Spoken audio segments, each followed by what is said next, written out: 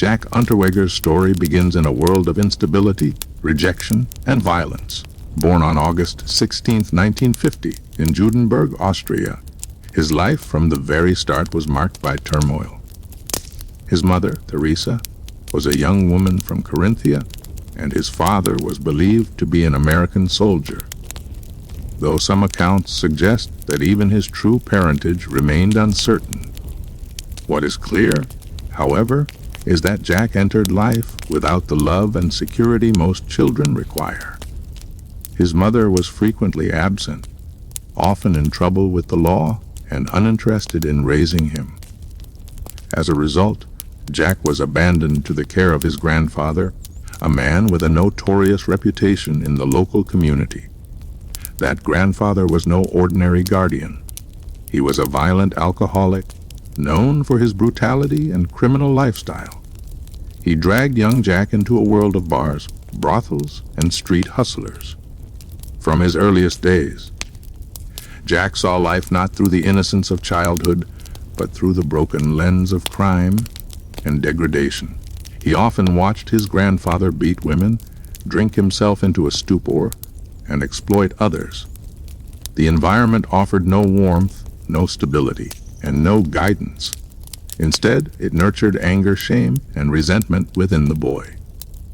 School provided little escape. Jack was a troubled student, restless, unfocused, and quick to anger. Teachers described him as disruptive, while other children often mocked him for his ragged appearance and illegitimate birth. He was teased as a bastard child, a label that carved deep wounds into his fragile identity.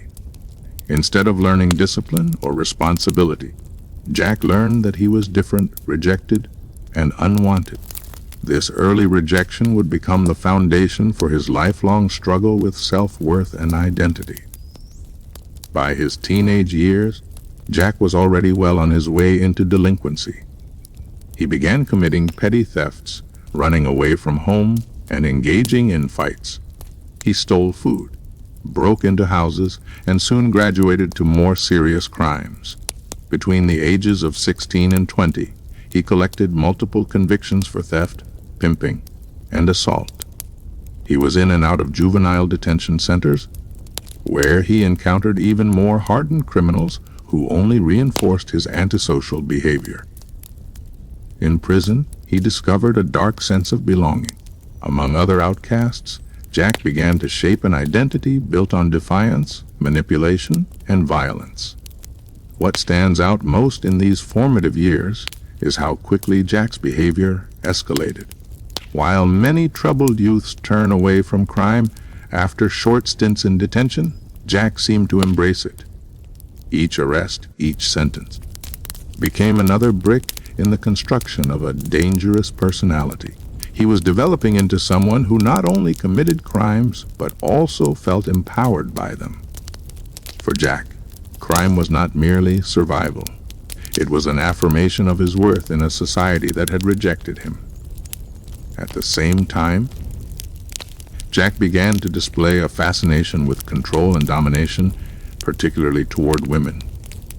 Just as he had witnessed in his grandfather's abuse, Jack learned to see women as objects rather than human beings. He manipulated young women into prostitution, using threats and charm in equal measure. His relationships were often violent and exploitative, foreshadowing the terrifying crimes he would commit later in life. In his late teens, he began wandering across Austria, living on the margins of society. He worked briefly as a laborer, a farmhand, and occasionally in traveling circuses, but he never stayed in one place for long.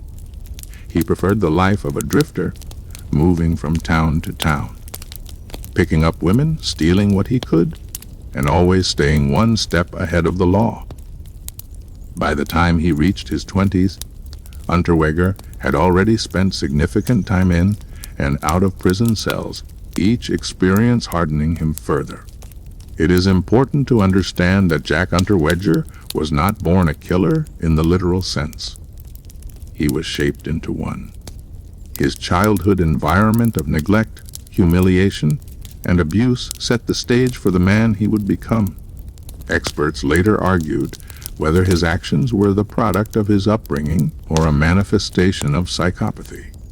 Perhaps it was both, a deeply damaged child who also carried within him a chilling lack of empathy.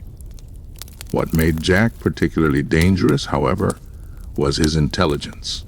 Beneath his troubled exterior was a cunning and manipulative mind.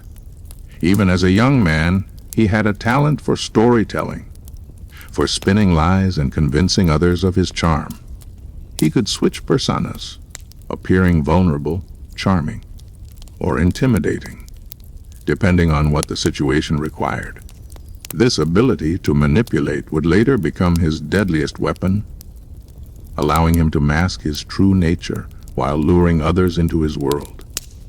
By the end of his youth, Jack Unterweger was already a man without roots, drifting between petty crimes and violent impulses. He carried within him the scars of neglect, the habits of a criminal, and the thirst for recognition. Soon, these traits would culminate in a shocking act of violence that would change his life forever.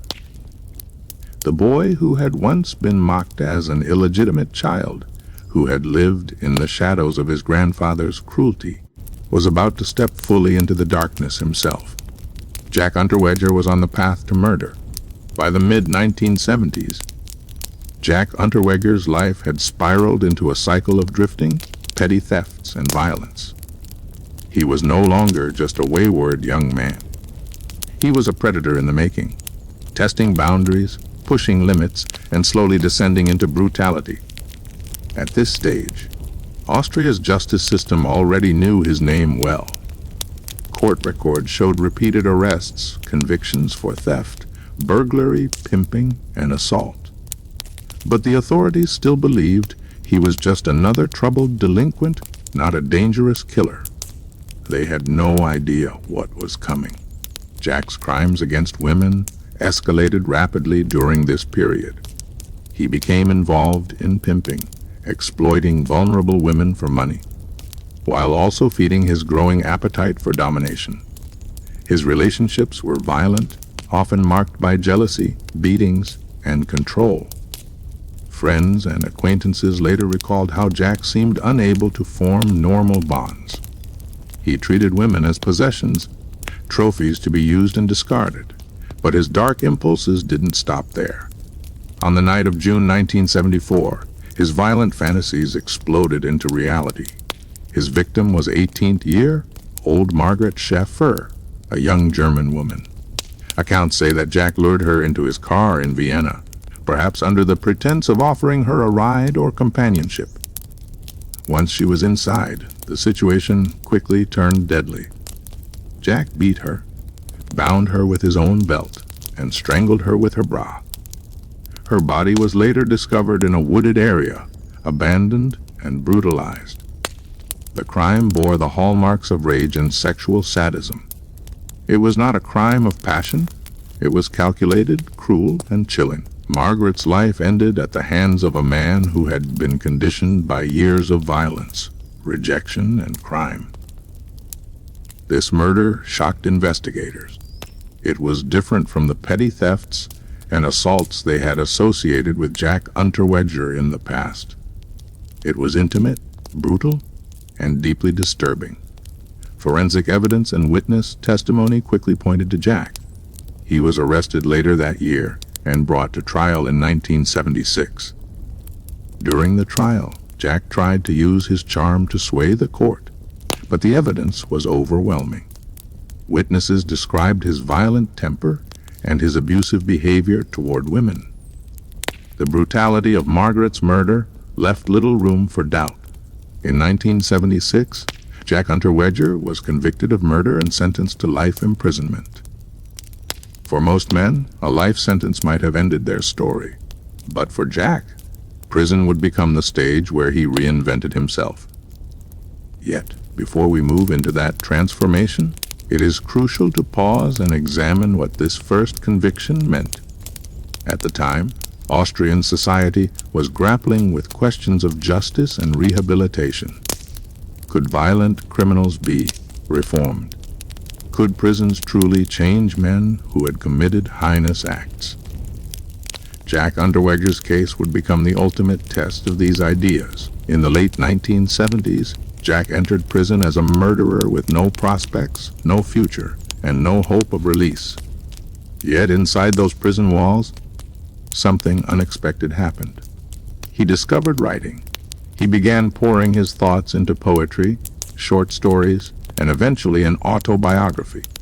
His writings explored themes of crime, guilt, redemption, and violence. To many, it seemed like a man confronting his demons on the page. Over time, Jack's writing gained attention outside the prison walls. Austrian intellectuals, journalists, and even politicians began to see him as a symbol of rehabilitation. Here was a murderer, yes, but also a man who was using art to transform himself. His works were published, his plays performed on stage, and his name began to circulate in literary and cultural circles. But beneath the surface, questions lingered. Was Jack truly remorseful, or was he simply manipulating society with his words? Was his writing genuine, or was it another mask? Another performance from a man who had learned to charm, deceive, and control. At this point in his life, though, Jack was still a convicted murderer, locked behind bars for the killing of Margaret Schaffer. For many, the story should have ended there. Yet, as we will see in the next chapter, it was only the beginning. Jack Unterweger was not finished. His greatest deception and his deadliest crimes still lay ahead. When Jack Unterweger entered prison in 1976, he was a convicted murderer with a life sentence and little chance of ever walking free again. For most people, this would have marked the end of the road. But for Jack, prison became the beginning of a carefully constructed performance, one that would eventually fool not just the public, but also politicians, journalists, and intellectuals. The early years of his incarceration were marked by isolation and frustration. Jack was not a man who accepted being forgotten. He craved attention, validation, and recognition. The idea of living the rest of his life as a nameless prisoner gnawed at him. Slowly, he began to search for a way to reinvent himself. He found his outlet in literature. Jack started small, scribbling down fragments of poetry, reflections, and half-formed stories. At first, it seemed like a way to pass time, a distraction from the endless monotony of prison life. But as the months turned into years, his writing grew more focused. He began shaping his thoughts into structured works, poems, essays, and eventually full plays. His words carried themes of violence, guilt, love, and redemption.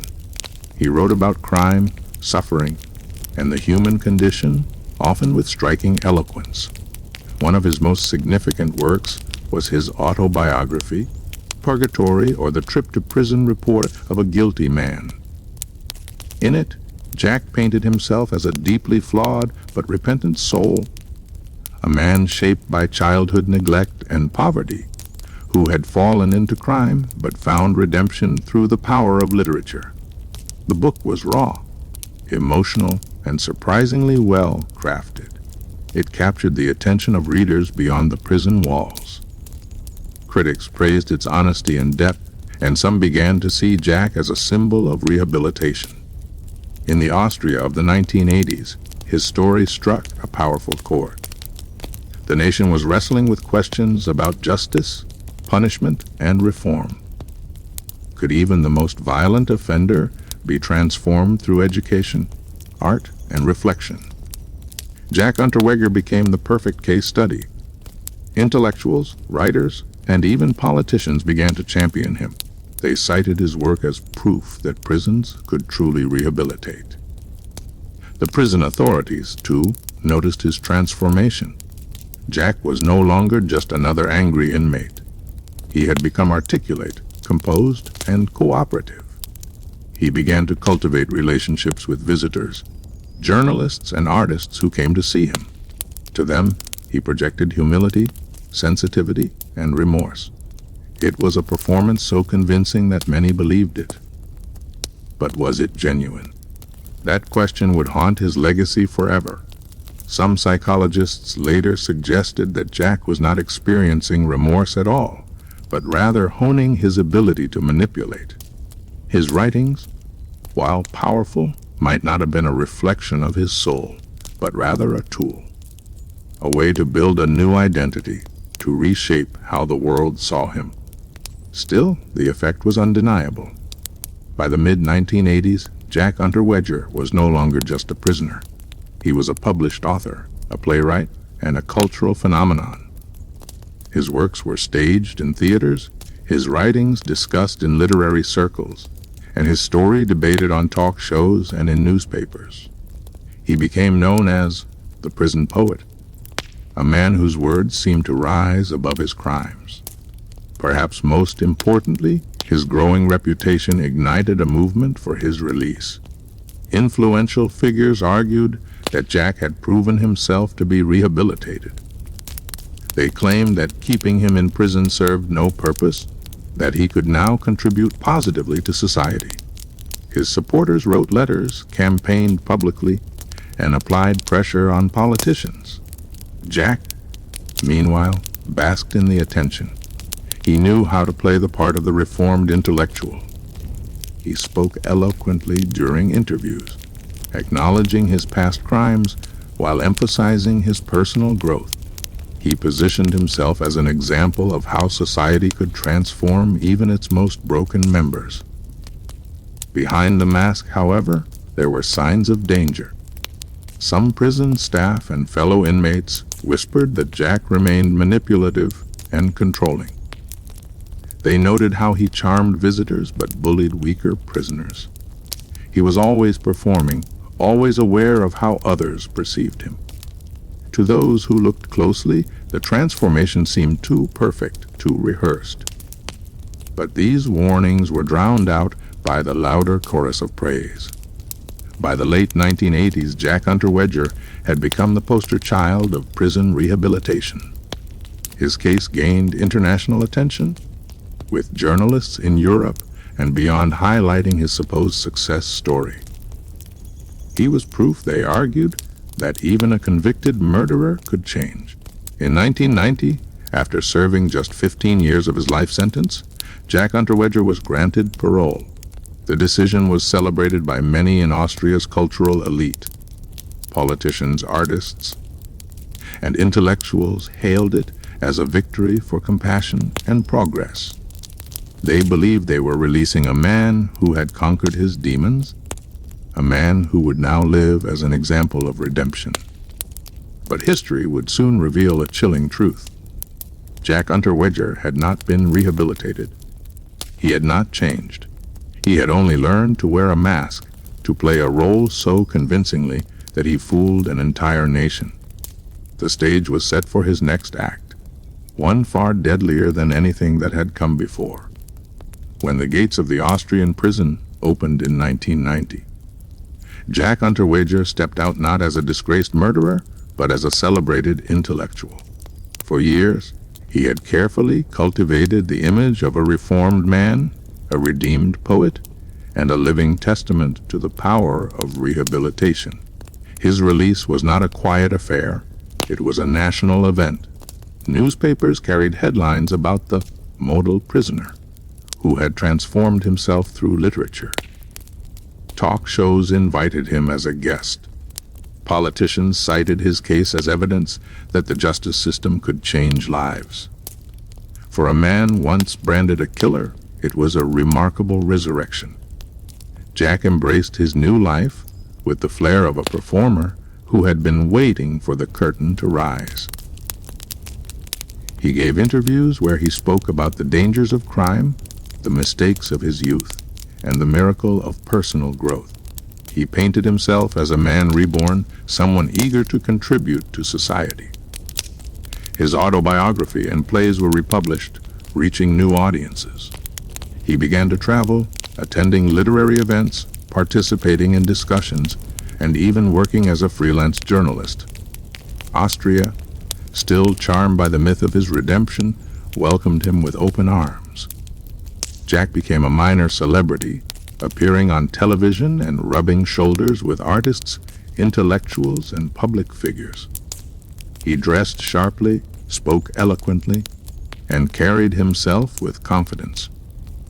To the outside world, he seemed like proof that even the darkest souls could be reformed.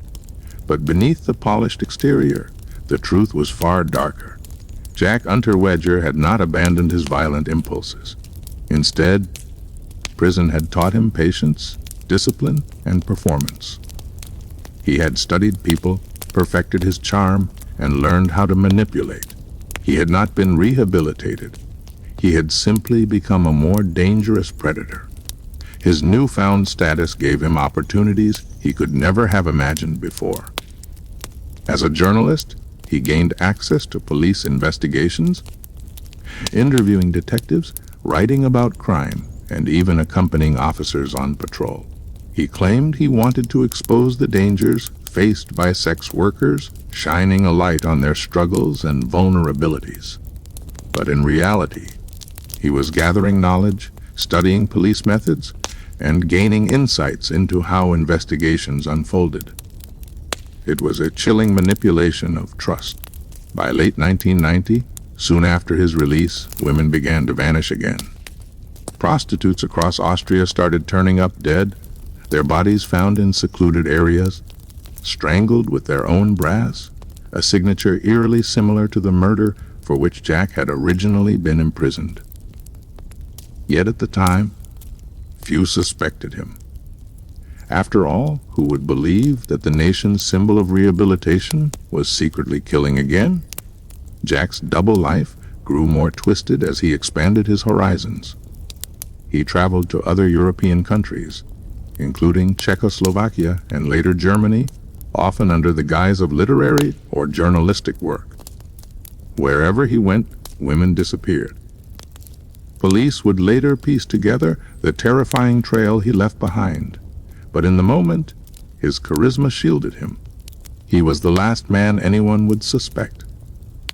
What made Jack especially dangerous during this period was his ability to hide in plain sight. He could appear on television discussing the importance of crime prevention while secretly stalking women at night. He could attend a theater premiere of one of his plays, shaking hands with admirers, and then slip away to commit murder hours later. The contradiction was staggering: an admired intellectual by day, a predator by night. His success in deceiving society revealed a deeper flaw in the justice system. The intellectuals, politicians, and journalists who had fought for his release were now unknowingly complicit in his crimes. They had placed their faith in his words, blinded by the allure of his supposed transformation. Jack had given them the narrative they wanted, the triumph of redemption, and they had given him freedom, status, and cover. But Jack's ego was growing, and with it, his recklessness. He enjoyed the danger, the thrill of balancing two worlds. Some investigators would later suggest that his murders were not only about control and violence, but also about proving his superiority, his ability to outsmart the system, to mock those who had believed in him. Each killing was both a crime and a performance, a message written in blood. By 1991, whispers began to circulate in law enforcement circles. Detectives in Austria and beyond noticed patterns, women disappearing, similar methods of strangulation, and a disturbing resemblance to Jack's earlier crime. The man who had been hailed as a symbol of rehabilitation was slowly emerging as a suspect once again. For now, however, Jack remained untouchable. He continued to write, to travel, and to bask in the glow of his celebrity status. To the public, he was still the writer, poet who had overcome his demons. To his victims, he was a predator hiding behind a mask. The illusion of rehabilitation was complete, and the consequences were deadly. What had begun as a remarkable redemption story was about to unravel into one of the most shocking betrayals in Austrian criminal history. When Jack Unterweger walked free in 1990, he did not return to obscurity. He stepped into a spotlight brighter than anything he had known before. In Austria, his name was no longer associated with murder. It was associated with redemption. He was the prison poet, the rehabilitated killer, and the writer who conquered his demons. For a society eager to believe in second chances, Jack was the perfect symbol. He leaned into his new identity with remarkable skill. Jack dressed impeccably, favoring tailored suits and polished shoes. He spoke with confidence and eloquence, his words carefully chosen to impress audiences. He attended theater premieres, art exhibitions, and cultural events, mingling with intellectuals, politicians, and journalists. He was interviewed on radio and television, where he told the story of his transformation. He described his violent past as though it belonged to another man, someone he had buried through the power of literature. To the public, Jack was a success story, proof that even the darkest soul could be redeemed through art, reflection, and willpower. His autobiography was republished, his plays restaged, and his name carried a strange allure. People were fascinated by him. He had killed, yes, but he had also risen from the ashes, or so it seemed. He became a celebrity not in spite of his past, but partly because of it. Jack also began working as a freelance journalist, writing articles about crime, justice, and prostitution. He claimed he wanted to expose the dangers sex workers faced, to shine a light on their vulnerability. In reality, this work provided him with access to the very world he intended to prey upon. He interviewed police officers, gained insights into investigative techniques, and used his press credentials as a cover to approach women on the streets. To law enforcement, he appeared as a journalist doing important work. To the women he encountered, he appeared as a charming man with influence. In truth, he was gathering knowledge and opportunities for his double life. During the day, Jack was the celebrated writer, the reformed intellectual. At night, he prowled the streets of Vienna and other European cities, hunting. His victims were often prostitutes, women living on the margins of society, women whose disappearances rarely caused public alarm.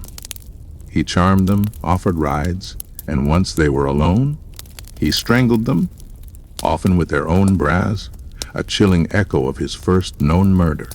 The contradiction between his public and private lives was staggering. One moment he was on stage at a literary event, speaking about the beauty of language and the human spirit. The next he was leaving a body in a wooded area, ensuring another family would never see their daughter again. For Jack, this duality was not just convenient, it was intoxicating. He reveled in the deception. He enjoyed proving that he could fool everyone: the police, the media, the public, even the very people who had fought for his release. As his fame grew, so did his ego. He believed he was untouchable. His charm was so convincing that even when whispers of suspicion began to circulate, many dismissed them. How could a man who wrote so beautifully about guilt and redemption still be a killer? How could the poster child of rehabilitation be secretly murdering women across Europe? The idea seemed unthinkable. Yet, for investigators, the pattern was becoming harder to ignore. By 1991, women were disappearing in Austria, Czechoslovakia, and Germany. The method of their deaths bore disturbing similarities. Some police officers quietly began to connect the dots, but Jack's reputation shielded him. He was still invited onto television shows, still praised in newspapers, still welcomed into elite circles. He even traveled to the United States, where he spent time in Los Angeles under the guise of researching prostitution. There, too, women disappeared. Jack's hunger for attention also extended to relationships. He courted women with his charm, presenting himself as a misunderstood intellectual. Many were drawn to his confidence and his mysterious past. Some saw him as dangerous, but in a way that was exciting, even romantic. He manipulated these relationships with ease, often moving from one woman to another, leaving behind a trail of fascination and heartbreak.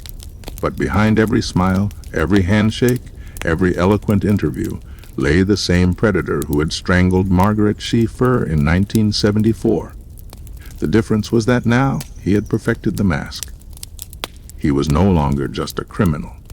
He was a celebrity, a symbol of transformation, and that made him far more dangerous. What is perhaps most chilling about this chapter of Jack's life is how successfully he fooled everyone. Politicians who once fought for his release now dined with him. Journalists who praised his writing now quoted his views on crime. Theater audiences applauded his plays, unaware that the man who wrote them was committing murders in the shadows. Society had not only freed him, it had elevated him, celebrated him, and unknowingly provided him with the perfect cover for his crimes. By the end of 1991, Jack Unterweger was living two lives more seamlessly than ever before. One was glamorous, intellectual, and admired. The other was violent, predatory, and lethal. These lives existed side by side, feeding one another, and Jack reveled in the power he held over both. But illusions, no matter how carefully constructed, cannot last forever. Soon, investigators would begin to close in. The celebrated writer would once again face suspicion, and this time, the truth would not stay hidden. By the time Jack Unterweger had been free for less than a year, bodies were already beginning to surface. What had been hailed as a miracle of rehabilitation was quickly turning into a nightmare, though few realized it at the time. Jack was no longer just a writer, journalist, or public figure. Behind the mask of celebrity, he was carrying out one of the most chilling killing sprees in Europe's modern history.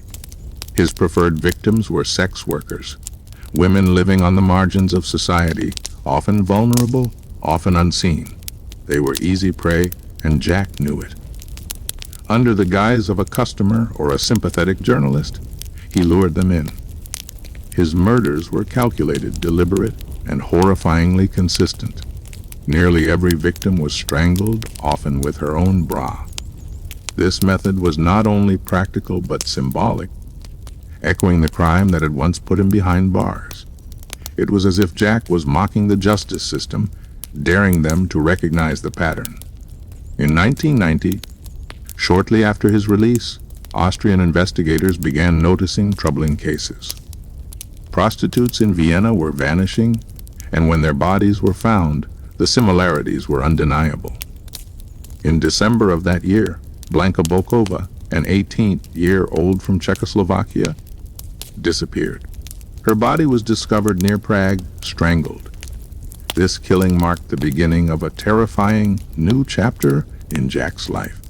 Over the next 2 years, the murders multiplied. In Austria, Germany, and Czechoslovakia, women continued to vanish. The victims included Brunhilde Masser, 39, Heidhammer, 31, and Elfried Schrempf, 35, all of whom were sex workers, strangled with their own undergarments. Their bodies were discarded in wooded areas or along highways, left as silent testaments to Jack's brutality. By 1991, the number of victims had grown. In total, investigators would later link Jack to at least 11 murders across Europe, though some suspect there may have been more. Each case bore the same gruesome hallmarks, yet for months, Jack remained above suspicion. His reputation as a reformed man, his work as a journalist, and his public persona shielded him from scrutiny. But Jack's ambitions did not stop in Europe. In June 1991, he traveled to the United States, specifically Los Angeles, under the pretense of researching prostitution for an article. He accompanied LAPD officers on ride-alongs, presenting himself as a journalist fascinated by crime. He gained unprecedented access to investigations, police procedures, and the very city's underworld. To detectives, he was simply an eccentric Austrian reporter. But while in Los Angeles, Jack continued his deadly pattern. Within weeks, 3 women, Shannon Exley, 35, Irene Rodriguez, 27, and Sherry Ann Long, 20B, were found strangled, their bodies dumped in remote areas. All were sex workers, and all had been killed in Jack's familiar style.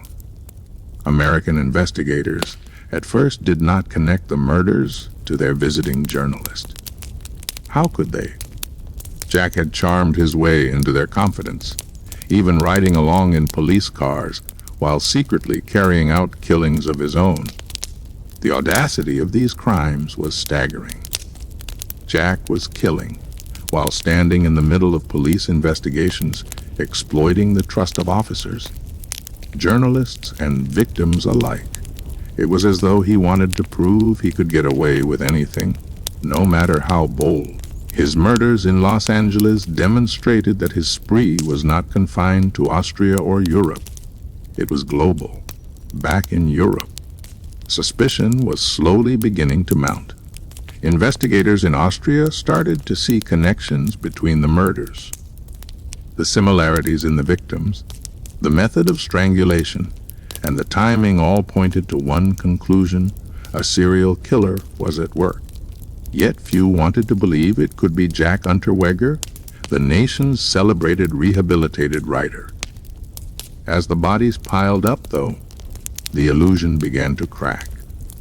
Detectives across borders started sharing information, comparing notes, and tracing Jack's movements. Wherever he traveled, women disappeared. Whenever he gave interviews or attended events, another body would surface soon after. Slowly, painfully, a picture was emerging of a predator hiding behind a mask of intellect and charm. By the end of 1991, investigators were convinced they were dealing with the same killer, but proving it would not be easy. Jack was clever, careful, and skilled at covering his tracks. He left little physical evidence, and his public image made many hesitant to accuse him. Still, police in Austria, Germany, Czechoslovakia, and the United States began coordinating their efforts. The murders had crossed borders, and so had the investigation. For the first time, Jack Unterweger's carefully constructed double life was under serious threat. The celebrated writer and intellectual was about to face the most intense scrutiny of his life. But even as suspicion grew, Jack continued to play his part, writing articles, giving interviews, and moving freely between countries.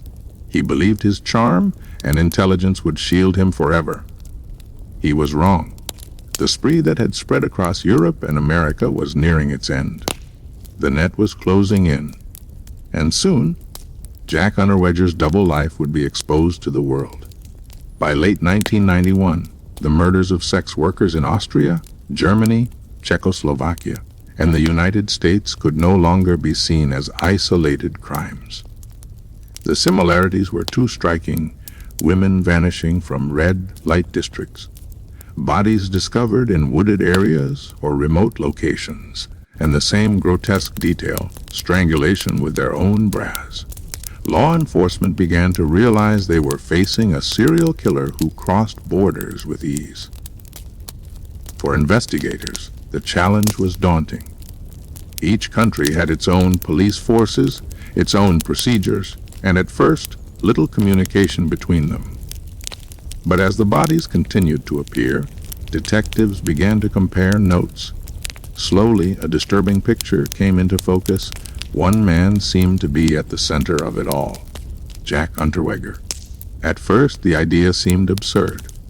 Jack was a published author, a reformed man celebrated by Austria's cultural elite. He had been paroled with the support of politicians, intellectuals, and journalists. He was a media figure, a man who gave interviews on television, attended literary events, and even wrote about crime himself. How could such a man possibly be a killer?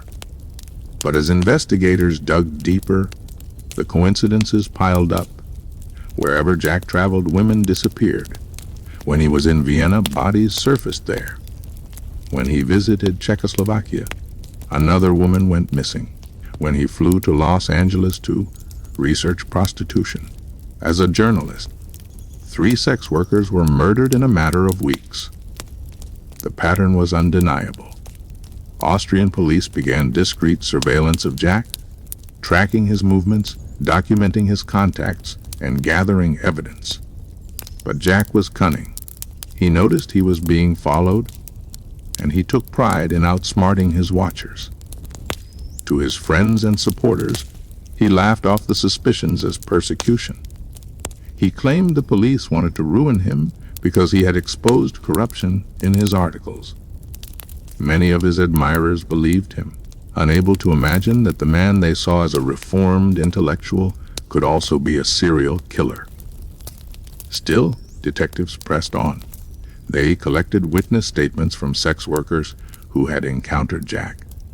Some described his unsettling behavior, his intensity, and the way he tried to lure them into his car.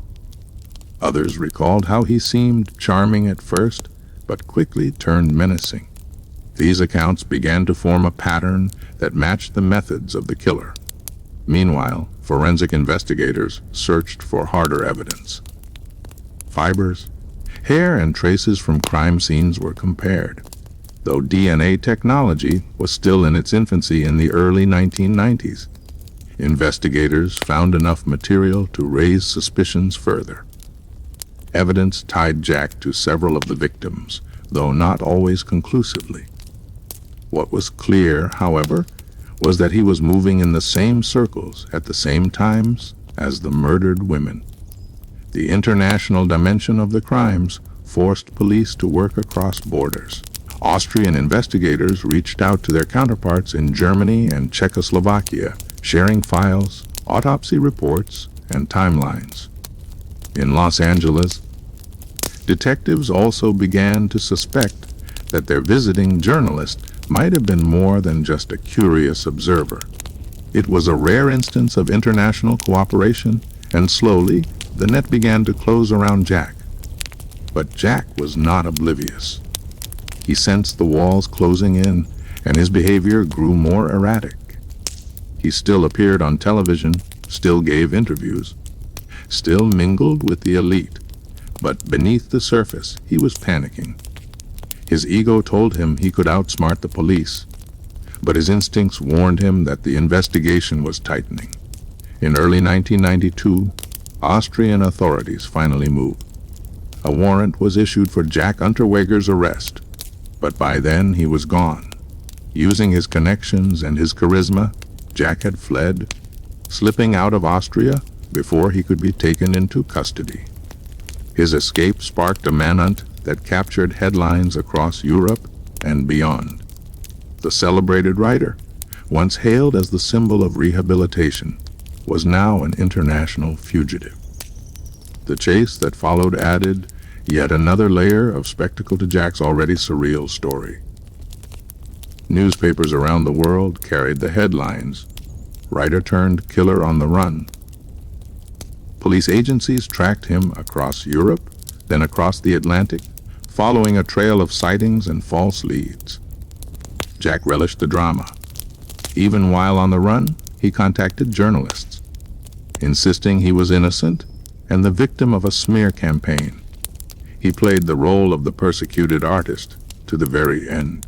But the evidence against him was mounting, and no amount of charm could erase it. Witness testimony, forensic links, and his own suspicious movements tied him to at least 11 murders. The mask of the reformed intellectual had slipped, and what remained was the predator he had always been. In February 1992, Jack Unterweger's time on the run came to an end. After weeks of pursuit, he was tracked down in Miami, Florida, where he had been hiding with his girlfriend. The international manhunt was over. He was arrested by U.S., marshals and extradited back to Austria to face trial. The celebrated writer, the darling of the media, the supposed symbol of rehabilitation, was finally unmasked as one of Europe's most notorious serial killers. The investigation that had begun with whispers and suspicions had now revealed the horrifying truth. Jack Unterweger's trial was about to begin, and the world would watch as the mask he had worn for so long was torn away in public view. When Jack Unterweger was arrested in Miami, Florida, in February 1992, the story sent shockwaves across the world. This was not an ordinary arrest. This was the dramatic downfall of a man who had been celebrated as a literary figure, a symbol of rehabilitation, and a darling of the Austrian cultural elite. His capture was splashed across headlines. Writer, killer caught in America.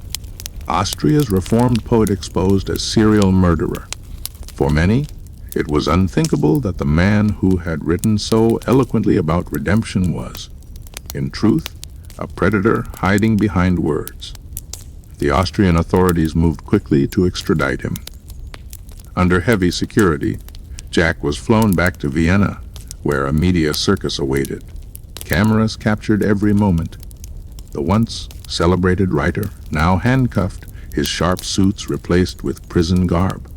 The same journalists who had once praised him now chronicled his downfall, turning his life into a sensational spectacle. As the trial approached, the world's attention locked onto Vienna. Reporters from Europe and the United States filled the courtroom, eager to witness the proceedings.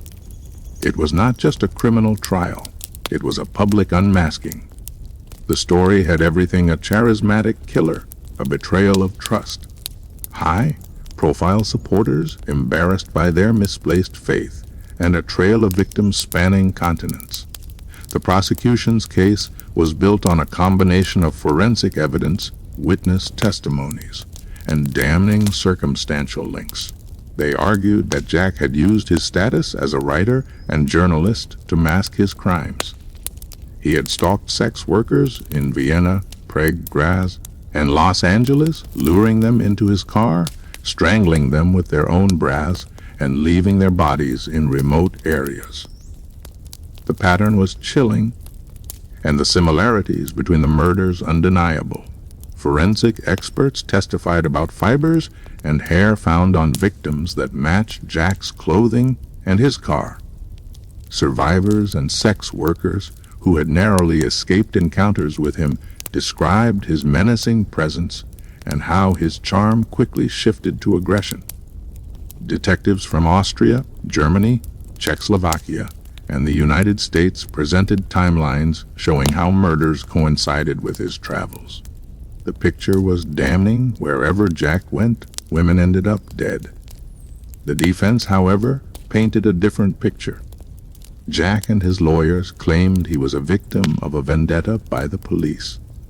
They argued that he had been under surveillance for years, and that investigators had unfairly connected every unsolved murder to him. They emphasized the lack of direct, irrefutable DNA evidence linking him to every crime, instead framing him as a scapegoat for law enforcement failures. Jack himself, ever the performer, played to the courtroom. He spoke with eloquence, presenting himself as a misunderstood artist who had been persecuted for his past. His charisma had once fooled intellectuals and politicians, and now he tried to use it to sway the jury. But the evidence was overwhelming. The jury heard details of 11 murders spanning multiple countries, each with strikingly similar methods. They heard how Jack had traveled to Los Angeles in 1991, ostensibly as a journalist investigating prostitution, only for 3 sex workers to be strangled in exactly the same way as his European victims. The coincidence was impossible to ignore. The trial also exposed the embarrassing truth about Austria's justice system. The very institutions that had periled Jack and held him up as a symbol of rehabilitation now faced public outrage. How had they been so easily deceived? How many women had died because they believed his lies?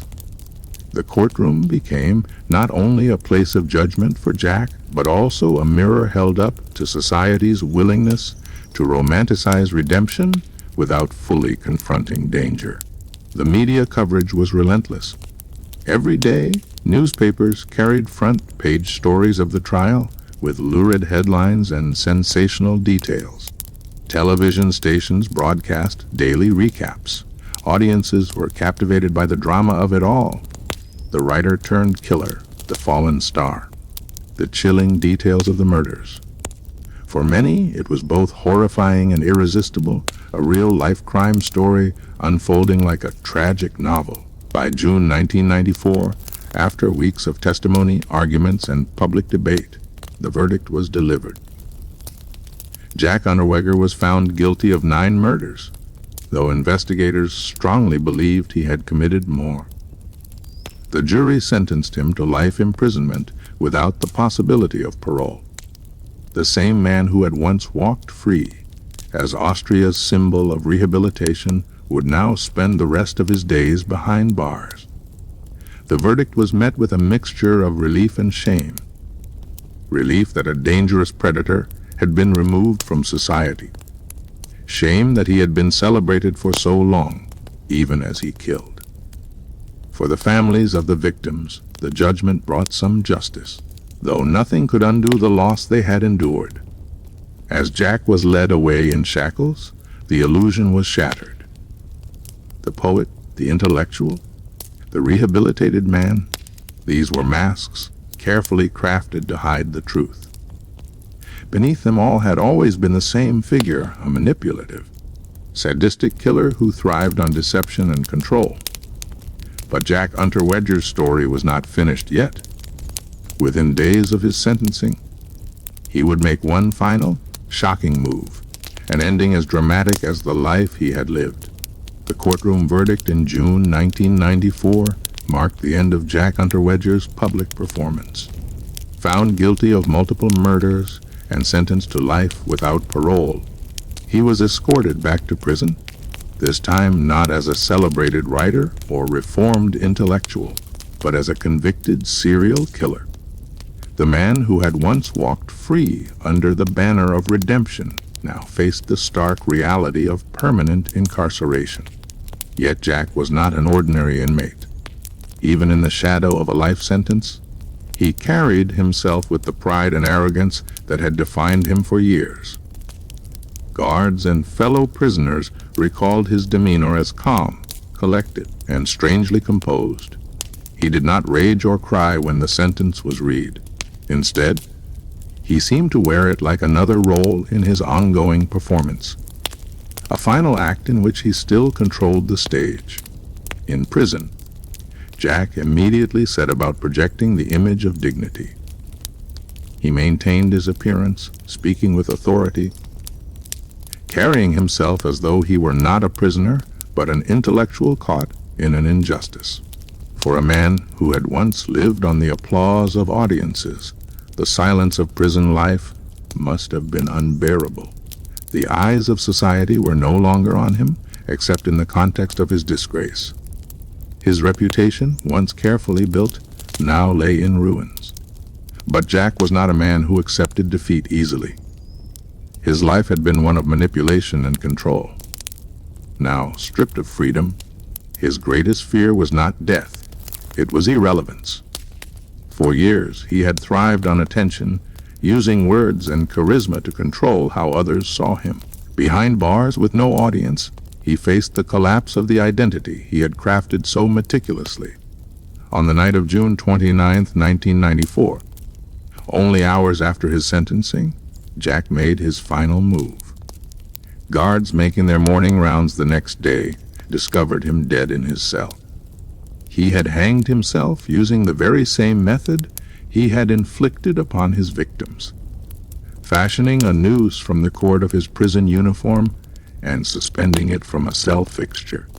The symbolism was chilling. Jack had chosen to leave the world in the same violent way he had taken so many lives. His suicide stunned Austria.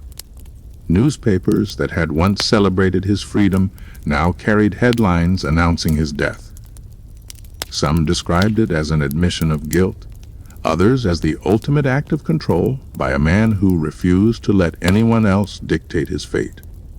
In death as in life, Jack remained a figure of contradiction, at once pathetic and theatrical, cowardly and defiant. Psychologists later debated his final act. Some argued it was his last attempt to shape the narrative, a way to deny the justice system the satisfaction of keeping him caged. Others suggested it was a reflection of his narcissism. He wanted the story of Jack Unterweger to end dramatically, on his own terms, rather than fade into obscurity. To his victims' families, however, it was a hollow conclusion. Justice had been delivered, but not in the way many had hoped. The man responsible for so much suffering had escaped punishment by his own hand. His death also forced Austria to confront the uncomfortable legacy of his life. How could a convicted murderer be celebrated as a rehabilitated intellectual? How had politicians, artists, and journalists been so easily deceived? Jack's story was no longer just about crime. It was about society's willingness to be charmed by words, to believe in the illusion of transformation, and to ignore warning signs when they clashed with a narrative of hope. In the weeks that followed, debates raged across Austria and beyond. Some intellectuals argued that his suicide was a fitting end, a final exposure of his manipulative nature. Others insisted that the justice system bore responsibility for ever releasing him in the first place. What united all sides was the recognition that Jack Unterweger had been a master of deception, and his life and death stood as a grim warning about the dangers of misplaced trust. Inside prison, where silence quickly replaced the shock, Jack's cell was cleared, his belongings catalogued. Among his possessions were notes, drafts of unfinished writings, and personal reflections. None revealed remorse. Instead, they echoed the same themes of injustice, misunderstood genius, and victimhood that he had maintained throughout his life. Even in his final words, he remained consistent. The narrative was always about Jack. His suicide also carried a cruel irony. The very system that had once believed so strongly in his rehabilitation had been betrayed not just by his return to killing, but by his refusal to face justice in the end. He had played society twice. First by convincing it he had changed, and then by denying it the satisfaction of punishment. For the families of his victims, there was no closure. Some expressed relief that he was gone. Others anger that he had escaped true accountability. To them, his death could never balance the weight of their loss. Each life he had taken was a wound that no verdict or suicide could ever heal. Jack Unterweger's final act was the last page in a story filled with lies, manipulation, and violence. It was theatrical, symbolic, and cruel, just like the life he had lived. He left behind a legacy not of literature or intellectual achievement, but of betrayal and death. As Austria turned the page on his case, one truth remained clear: Jack Unterweger was not a symbol of redemption. He was a predator who wore the mask of a poet, and his final act of suicide was not an escape from guilt, but proof of it. The curtain had fallen on the writer-killer, and the stage he had controlled for so long was finally empty. When the news of Jack Unterweger's suicide spread in 1994, Austria and much of Europe were left grappling with more than just the crimes of one man. His story forced an uncomfortable reckoning with questions about justice, rehabilitation, and society's willingness to be seduced by charisma. Jack's legacy was not just about murder. It was about how easily people can be deceived when they want to believe in redemption. In the years following his death, His case became one of the most infamous examples of failed rehabilitation in modern criminal history. Austria had held him up as proof that even the darkest individuals could change.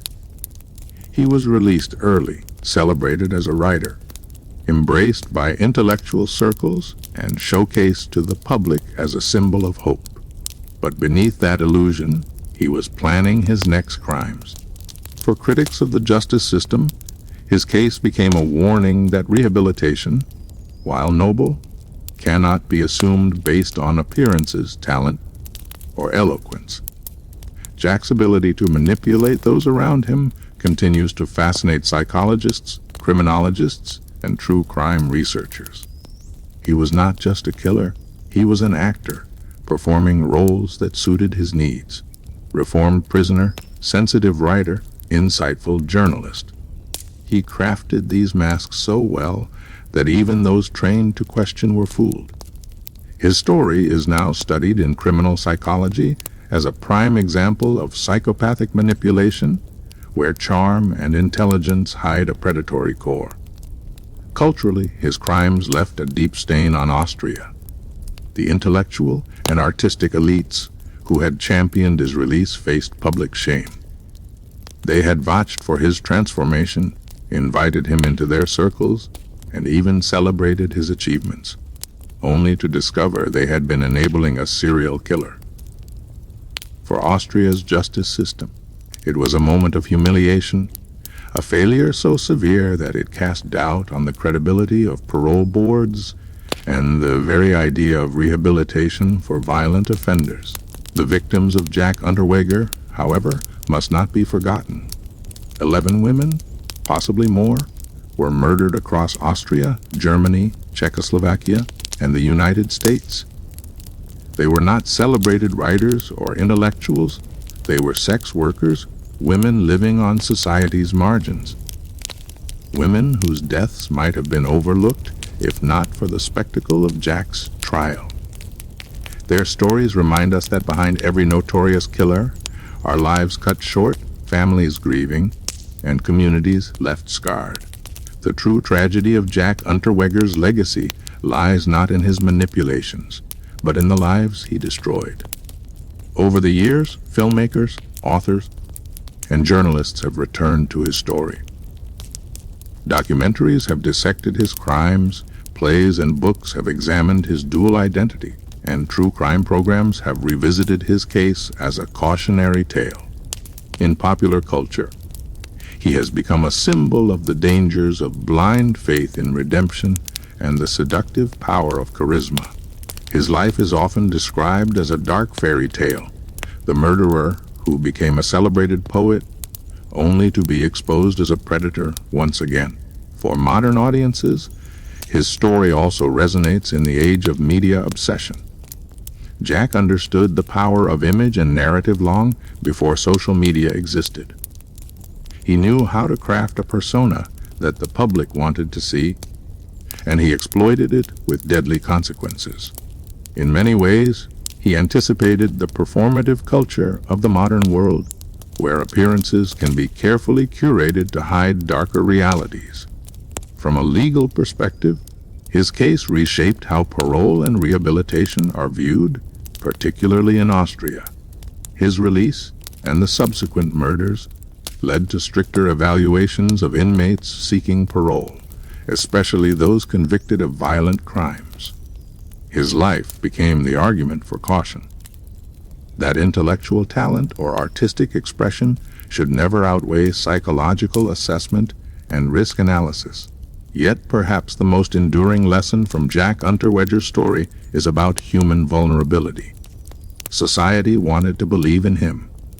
Politicians, journalists, artists, and the public alike saw in him a story of hope, a triumph of art and redemption over violence. They projected their own desires onto him, and in doing so, they ignored the signs of danger. His life reminds us that predators often succeed not because they are invisible, but because people refuse to see what is in front of them.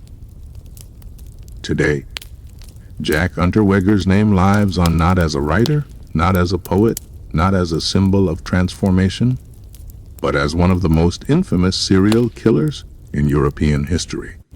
His legacy is a grim warning about the dangers of deception, the fragility of trust, and the devastating consequences of misplaced faith. As the years pass, his crimes remain a chilling example of how a man can manipulate an entire society, even as he stalked and murdered in its shadows. Jack Unterweger's story is not just about one killer. It is about the human capacity for self-deception, the allure of redemption narratives, and the tragic price paid when predators exploit them. In the end, his words and plays may linger in archives, but they are forever overshadowed by the truth. His real story was not written in poetry, but in blood. The writer-killer is gone, but the lessons of his life remain. And those lessons, dark as they are, must never be forgotten.